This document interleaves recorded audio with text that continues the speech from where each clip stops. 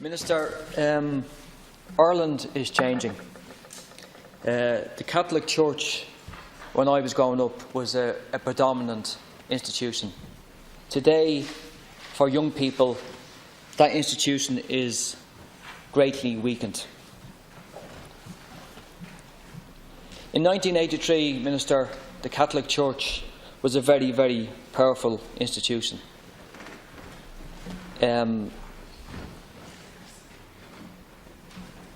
Ireland is a very different place from 1983. Issues such as social issues that dominated Ireland for so long, issues such as divorce and gay marriage, have become commonly accepted. 35 years since that referendum, Minister, women in this state and by the Church were shamed, and shamed absolutely terribly. And the history of them 35 years, Minister, has been barbaric and an affront to women's health and women's rights.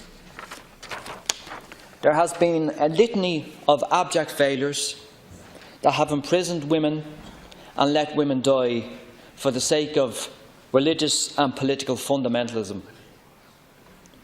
The movement for choice is as powerful as it ever was.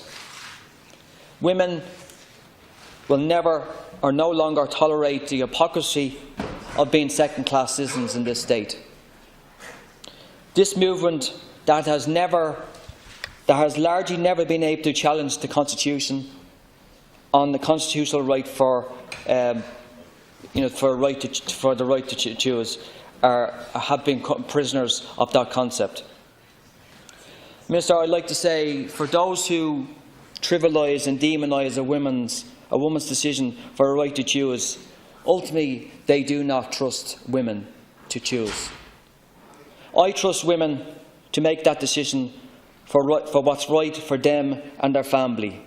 Women alone, and they alone only, will only make that choice. In the constituency I represent, over 100 women travelled for an abortion last year. At this moment in time, women can be sent to jail if they are in possession of the abortion pill. And if that sounds outlandish, in the north of this Ireland, women and people that prescribe and have in possession of abortion pills can be sent to jail or dragged through the courts. That's barbaric, absolutely barbaric. In conclusion, Minister and colleagues, the Eighth Amendment belongs to the past. A woman's right to choose belongs to the present and future. I appeal for those who are yet decided. They can transform this debate and empower everybody and empower the debate on getting rid of the Eighth Amendment in our Constitution. It's time to give women and their citizens a chance to make that decision in our Constitution.